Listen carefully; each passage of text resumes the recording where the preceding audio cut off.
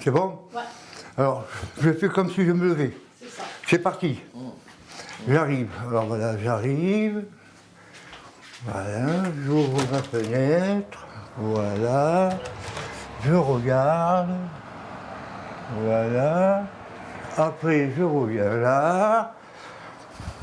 Je prends ma tasse. Je reviens. Et puis voilà. Et puis je bois mon café. Ah, aujourd'hui, il y a du brouillard. On va pas voir grand-chose, hein? Ah ben ouais. Bon, ben j'espère que ça va s'éclaircir d'ici peu de temps. Parce que là, je vois pas la bâtisse. Je vois pas l'aéroport. Je ne vois rien du tout. Ah, je vois même pas me faire 3 limousins. Sur le rond-point de la D2000, je vois 1, 2, 3, 4, 6 camions les uns derrière les autres qui s'en vont vers le rond-point de Grosseret pour prendre l'autoroute pour aller sur Paris. Je vous dis qu'ici c'est très bien, on voit tout. Hein. Ah oui. Et on sait très bien où vont les camions et tout. Hein.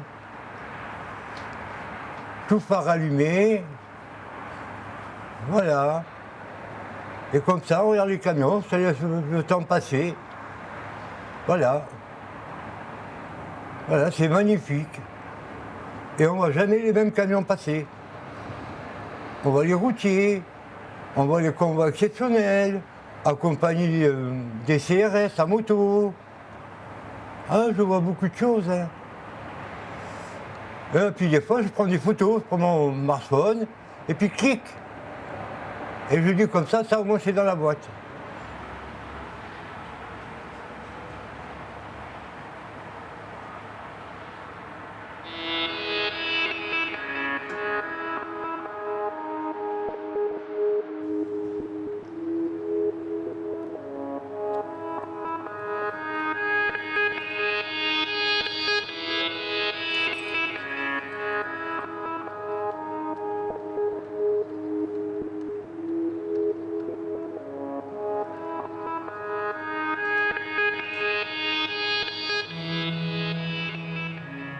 Là, nous sommes au 10e étage, au 52 rue Reine-Danube. Non, on n'est pas 52 là.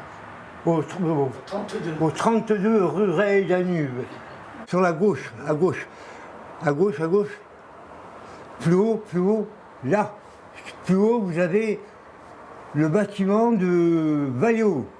Valeo qui fabrique les disques de camions et de voitures. Et juste en bas, vous avez la VEM qui passe, direction Paris, et l'autre sens, Toulouse. Et on continue, là, ce qu'on voit, c'est les toits de Limoges Habitat, voilà, qui est en rouge, là. Oui. C'est Limoges Habitat qui est juste là. Voilà. C'est là. Et on voit les maisons de particuliers. Voilà, c'est comme un genre de petit village qu'on voit. Et un peu plus haut, on voit Cora. Cora qui est plus haut. Cora, vous avez Conforama. Et tout ça, on voit tout ça depuis le 10e étage au 32 rue Reine-Danube. Donc j'ai une vue qui est superbe. Je sais qu'un jour ou l'autre, je verrai tout ça. Mais avant, je vais prendre beaucoup de photos.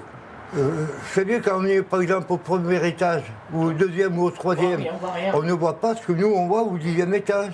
Et il y a beaucoup de gens qui viennent chez nous, par exemple les infirmières. Il y a une infirmière, que je ne dirai pas qui c'est, qui aime bien me prendre son petit café à la fenêtre, en train de regarder tout. Et elle dit comme ça, qu'est-ce que c'est beau, qu'est-ce que vous avez une belle vue. Je dis oui, mais ça, la vue, ça va durer qu'un certain temps. Parce que bientôt, il va falloir quitter l'HLM, car ils vont l'écraser. Donc on n'aura plus une belle vue. Ça, c'est dommage, mais c'est comme ça. Il le faut, pour rénover. Voilà. Mais en attendant, je suis fier d'avoir vu tout ce que je vois actuellement avec mes yeux. Ah oui, là, oui. C'est un endroit qui est magnifique. Il faut le voir pour le croire. Et je vous dis le soir, quand il fait bien nuit, quand le temps est clair, parce que là, il y a pas mal de brouillard, on voit pas grand-chose, mais quand le temps est clair et tout, vous verrez là-haut, vous avez l'antenne des cars de télévision. Et après, un peu plus sur la gauche, tout au loin, au fond, là-bas, vous voyez une lumière rouge. Et cette lumière, je regarde avec les jumelles, c'est une éolienne qui tourne. Et le CHU numéro 1 et le CHU numéro 2 sont juste en dessous de l'éolienne qu'on voit avec la lumière rouge. C'est pour ça que le soir, je vois tout. Je vois le CHU 1, 2, je vois l'antenne de télévision d'écart, je vois un fer 3, je vois de gauche du CHU jusque du côté de Paris, je vois tout. C'est immense, c'est émouvant, c'est très joli quand tout est éclairé, c'est magnifique. Je vous dis, pour le croire, il faut le voir. Ça va me rester dans la mémoire, tout ce que je voyais ici. Parce que je sais qu'après, je ne le verrai plus. Donc c'est pour ça que je vous dis, je vais faire beaucoup de photos pour me souvenir de tout ce qui était à tel endroit. Comme ça, je pourrais dire à tel endroit il y avait ça, à tel endroit il y avait ça, à tel endroit il y avait ça, à tel endroit, je vois les gyrophares juste en face de moi là-haut, où il y a l'usine de ferraille. Là-haut, là, je vois l'usine là-bas de Valéo.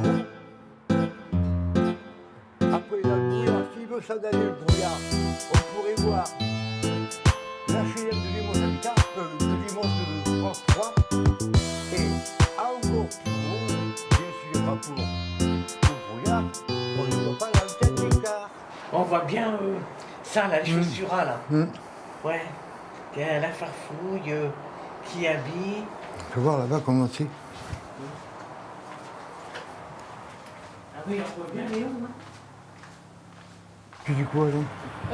On continue la visite. Je t'ai arrêté où là? Ah oui, je t'ai arrêté où il y avait le bâtiment où on faisait, où on fait les pièces d'identité et les passeports. Là, derrière l'immeuble du 46, juste derrière, vous voyez la nouvelle usine de yaourt Les Pailles, qui s'est construite en fin d'année dernière. Et de l'autre côté, il y a d'autres bâtiments, mais qu'on ne peut pas voir pour l'instant en rapport au brouillard. Et après, vous remontez sur la gauche, vous voyez la belle là-haut. Ensuite, le rond-point de Grosseray, je ne sais pas si vous pouvez le percevoir, vous avez maintenant de la fumée